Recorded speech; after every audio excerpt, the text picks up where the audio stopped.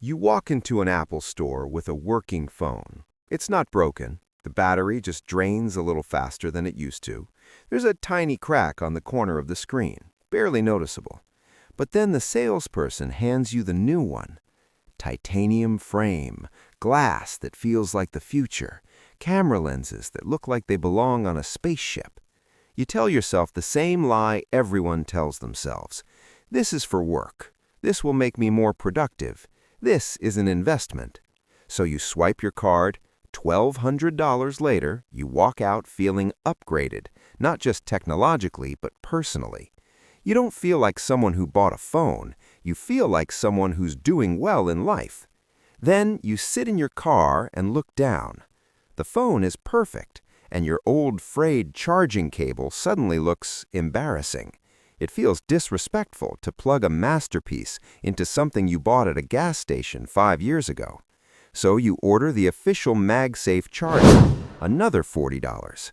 That night, you set the phone on your nightstand, and now your cheap plastic case looks ridiculous on a titanium device. You need the leather one. That's another $60. Then you realize your wired headphones don't even connect anymore. To really experience the phone, you'll need AirPods Pro, $250. 2 days ago, you spent $1,200. Now you've quietly spent $1,600, and you didn't make a single conscious decision to do it. This isn't about willpower. It isn't about being irresponsible. It's a psychological domino effect, and it's ruined more people financially than bad investments ever have. It explains why lottery winners go broke, why dream homes turn into money pits, and why one harmless upgrade never stays harmless. This is what psychologists call the Diderot Effect. My name is Macrus, and on this channel, we break down the invisible forces that keep people stuck financially. Most people think they buy things because they need them. Today, I'm going to show you that you often buy things because your other things demand it. And to understand why, we need to go back to France, 1765. Meet Denis Diderot.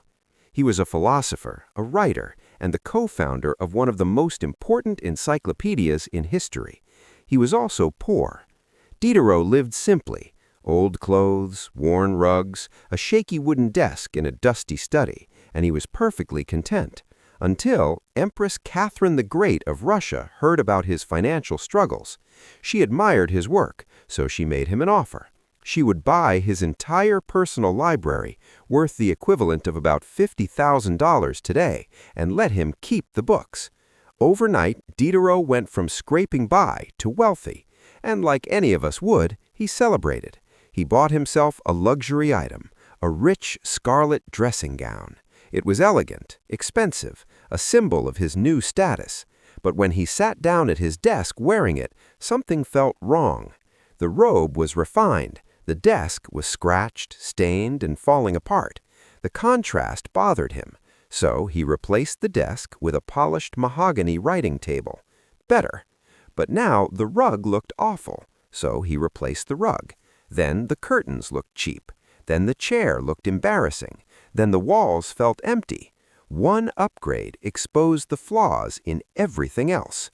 Piece by piece, Diderot replaced nearly every object he owned just to make his surroundings match the robe. And when it was over, the money was gone. He later wrote an essay titled "Regrets on Parting with My Old Dressing Gown." In it, he wrote, "I was the master of my old robe. I have become the servant of the new one." That sentence explains modern consumerism better than any economics textbook. The moment you introduce a high-status item into your life, it raises the standard for everything around it, and suddenly nothing feels good enough anymore. We think we own our stuff. In reality, our stuff controls us. And here's the scary part. The Diderot effect is far more powerful today than it was in the 1700s, because now it's engineered. Take fitness culture. You decide to get serious about your health, so you buy a Peloton bike. $1,500. It arrives, and suddenly your old gym clothes feel wrong. You don't look like someone who owns a Peloton, so you buy cycling shoes, compression shorts, branded workout tops. Then the bike clashes with your messy living room, so you buy a mat, some dumbbells, maybe a bigger TV to cast workouts properly. You didn't buy a bike, you bought a new identity, and identities are expensive. This is the core of the Diderot Effect, identity consistency. Humans are uncomfortable with mismatch. If you see yourself as a Honda Civic person, your lifestyle matches that. Jeans, fast food, simple furniture. But the moment you stretch to buy a Porsche, everything changes. You're now a Porsche person. And Porsche people don't wear scratched sunglasses. They don't sit on cheap couches. They don't take budget vacations. The car becomes the anchor. Everything else has to rise to meet it. So the car upgrades the wardrobe upgrades the restaurants upgrade the vacations upgrade the luggage.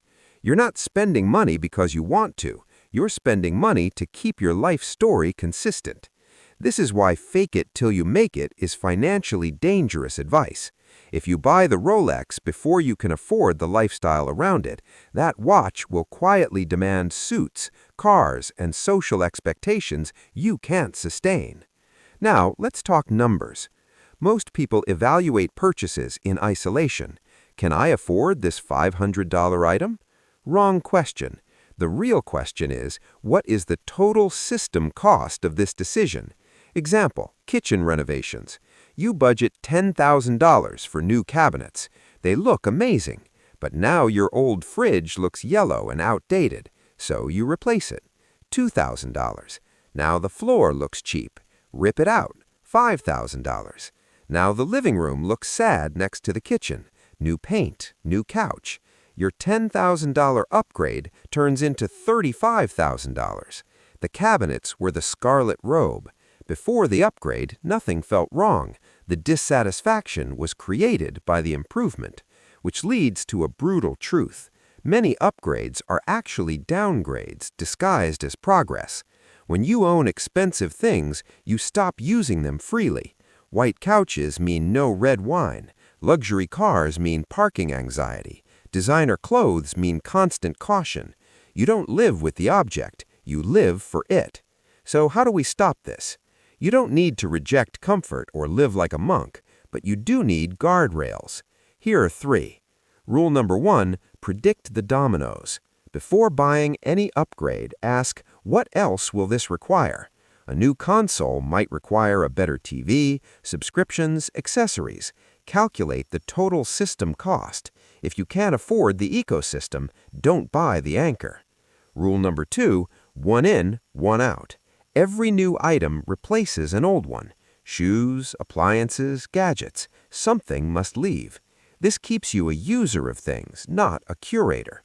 Rule number 3, strategic downgrading. Keep your most visible status symbols modest. An older car, a simple watch. Low expectations equals high freedom. When your baseline is humble, nothing else needs to prove anything. A low-maintenance identity is one of the most profitable assets you can have. There's nothing wrong with nice things, but understand the game. Consumer culture wants you to believe happiness is one purchase away. Diderot learned the truth centuries ago. That purchase doesn't complete the puzzle, it resets it. Don't serve the robe, run your life. If you want to learn how to build wealth without pretending to be rich, check out the next video right here.